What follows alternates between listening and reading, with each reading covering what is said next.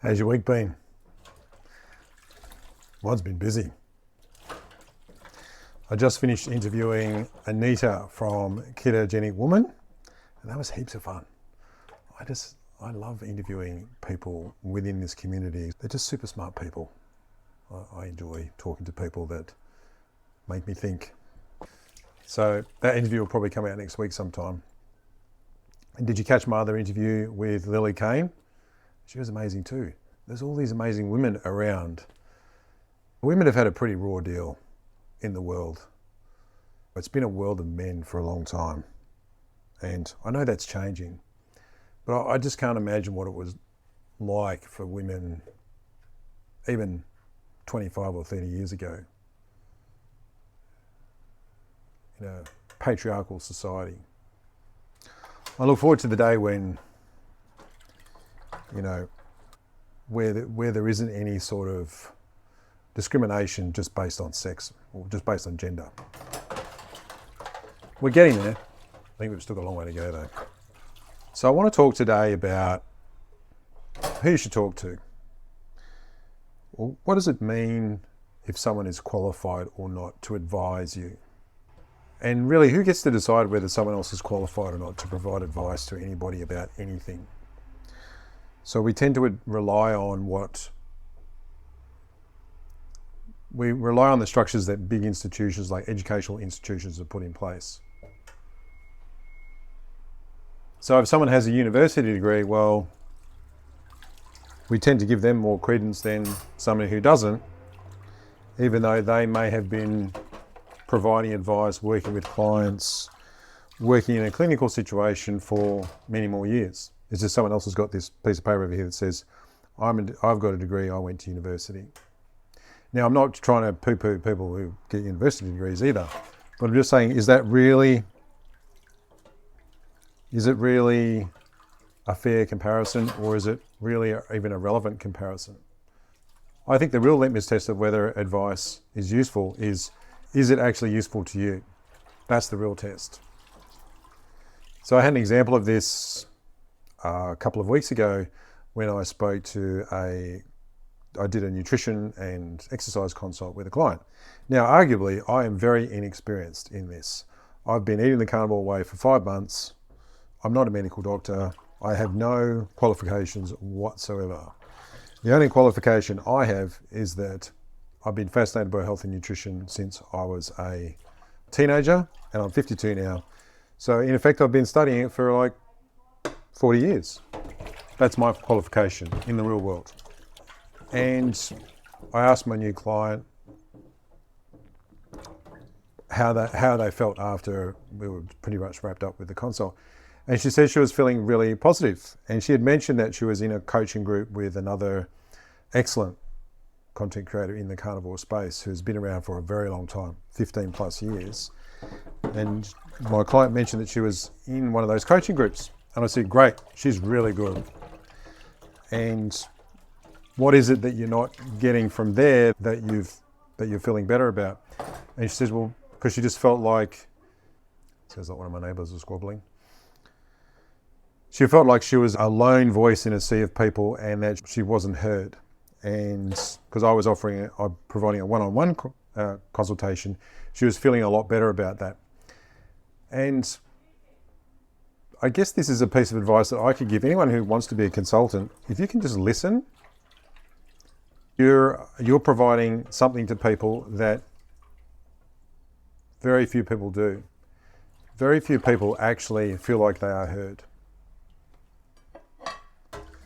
And if you've got the capacity, or if you've got the ability to really hear people and really listen and pay attention, I don't think you'll ever be out of paying work. There'll always be somebody that requires that service. And there's consultants in different areas that have a different primary expertise, but I think the most important expertise is being able to listen and hear people.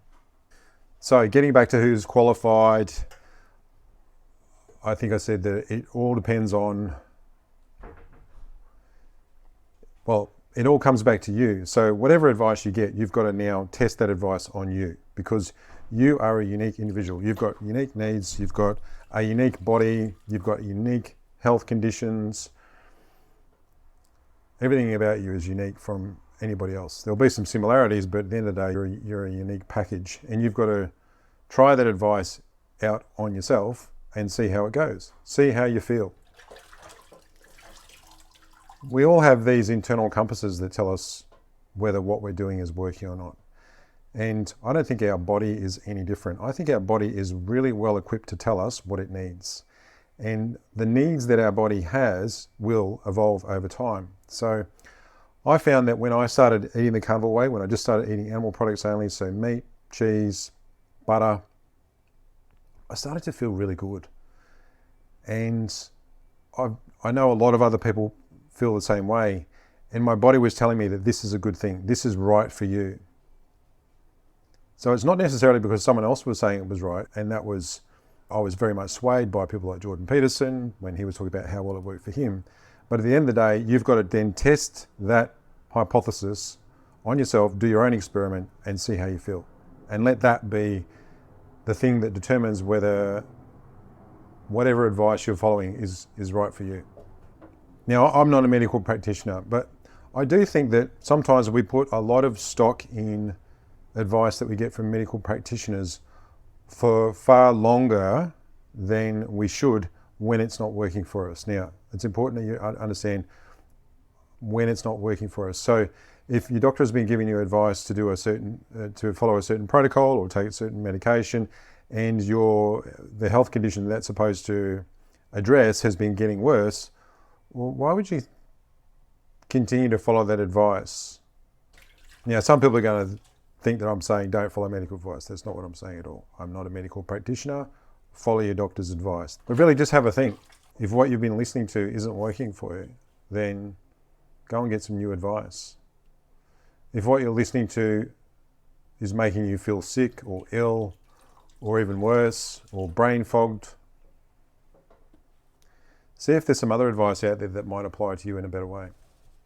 Because sometimes even medical practitioners make mistakes. Sometimes they've had training that they've not updated. Sometimes they may be invested in a particular intervention or protocol for a particular reason. Maybe it's because they've become known for that, or it's just easier for them.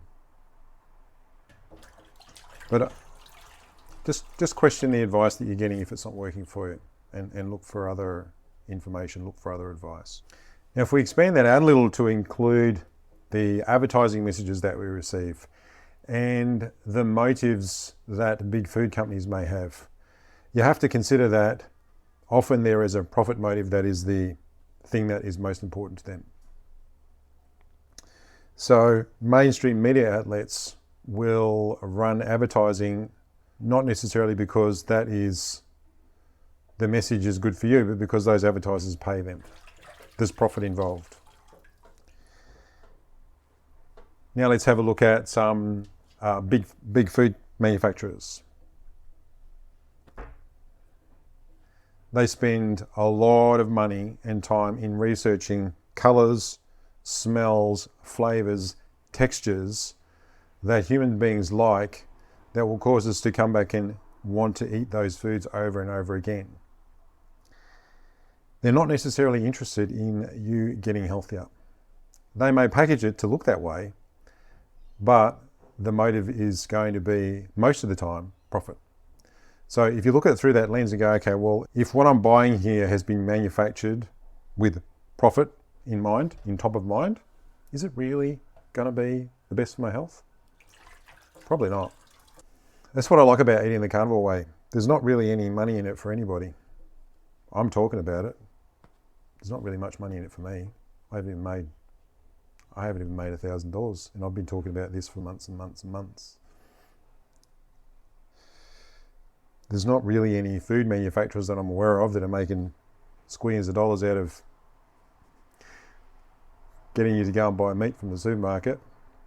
It's just about people getting healthier, getting their life back. One of the things that I talked to Anita from Ketogenic Woman about is, why do we allow ourselves to become unhealthy, to become morbidly obese? Why do we keep taking the same advice that hasn't been working for us for the last 10 years? And I think, like Anita said, it all comes down to education. So without going over what I already talked about with Anita, that's why it's important that you educate yourself. That's why it's important that you gather information. And you're smart. We're all smart. We don't need anybody else to tell us what's good information and what's not. It's up to you to gather the information, filter it through your own brain, and decide what sounds right for you and what doesn't sound right for you. And then apply it, run an experiment, see how it works out for you. But when we leave the decision-making process to someone else and we stop advocating for ourselves, that's when there's a problem. I think that's when we end up with the health epidemics that we have at the moment in the general population. Because people have stopped thinking for themselves. They just believe everything that's been told to them by mainstream media, by big food companies. Guys, they don't always have your best interest at heart. So educate yourself. G'day, I'm Rod. I'm from Sydney in Australia. If you're new here, welcome. Hopefully you'll stay. This is the Dishwashing Philosopher segment. And if you're new to the segment, well, I hope you'll enjoy some of the other episodes as well. This came about thanks to my friend Melissa, who suggested that after she saw one of these videos where I kind of accidentally started talking to the phone while I was doing the dishes, she said, can you do that again? And hence the Dishwashing Philosopher segment was born.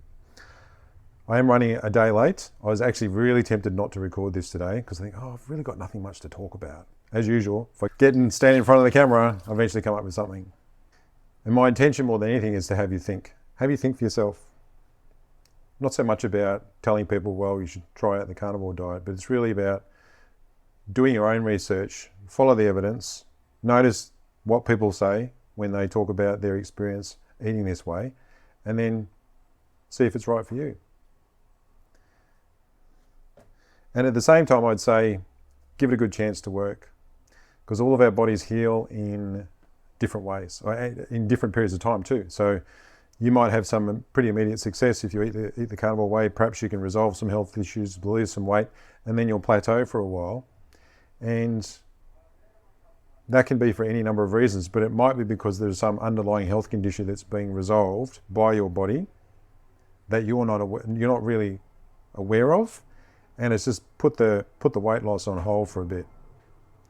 I had something similar with sciatica. So I had sciatica for a long time, and it's one of the reasons why I started the carnivore diet, because I thought if I could reduce inflammation, maybe that's what's going on, and I could get rid of my sciatica. I could walk slowly, and fortunately I could still work out and do everything else, but if anything required more than a fast walk or a trot, I couldn't do that. Then it would really be painful. And I've been eating this way since the sort of middle of June, and it's only been in the past few weeks that I could say that the sciatica has gone completely. And now I can actually run or sprint or jog if I want to. So if you have a health condition of some sort, joint pain or anything like that, it may take a long time for it to heal. And you've got to think about how long did it take you to develop that particular issue, and chances are it's going to take a long time for it to heal as well. And getting back to the profit motive, you need to consider that even when you're consuming information on social media, because most social media, well, let's take YouTube for example. So YouTube relies on the revenue that it gets from its advertisers.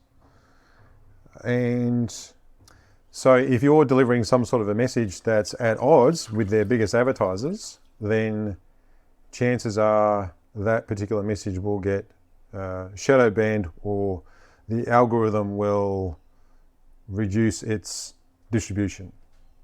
And you also need to consider the perspectives that the executives at the company might have. So all corporations have a hierarchy of management, and those at the very top may have a particular point of view about your health. They could be vegan or vegetarian. I have nothing against vegans or vegetarians. I think if you're going to consume a diet where you are reducing or eliminating processed foods, you're on a winner. If that works for you, you should go for it. But consider that, and then consider that they might have zero interest in allowing people to promote eating a different way, eating the carnivore way. It's possible, isn't it? And the same sort of thing might apply to government organisations that provide recommendations and guidelines that the whole nation is expected to follow. And those people that are in charge of those organisations or that lead those organisations may have invested a lot of their personal reputation, they might have staked their reputation on whatever that advice is. And then when new advice comes along, or contrary evidence that says that, well, that advice is actually not really any good and it's actually harming people more than it's helping people, that may present a conundrum for some of those people, and they might not err on the side of, well, what's good for people and what's good for their health. They might err on the side of, well, what's good for my reputation. I haven't bought a kitchen gadget for a while, and I am keen to buy a mincer. I saw Nia from the channel Nia's Way. Go and check out her channel, she's really good. Using a mincer, and I think she originally bought it so that she could make her own sausages, and I thought I could get on board with that. A mincer means I could mince up like pork and other things, just so I've got an alternative. Or mince up bacon even. Oh, what could you do with that? But just being able to mince up different things and make them into sausages that don't contain any fillers, I reckon that would be good. So I have a Kenwood mixer, and I know I can get an attachment so I can do some mincing. And then how do I then turn that into sausage? I don't know, but I am keen to find out. So maybe that will be my next kitchen gadget that I buy. Have you got a mincer? Do you like using it? What do you make with it? It's the last dish. Love you guys. I'll talk to you next week. Before you go, you should check out that video there. I think that one's good for you. You gonna take a look? Yeah, that is definitely good for you, that video. You should check it out. See you later.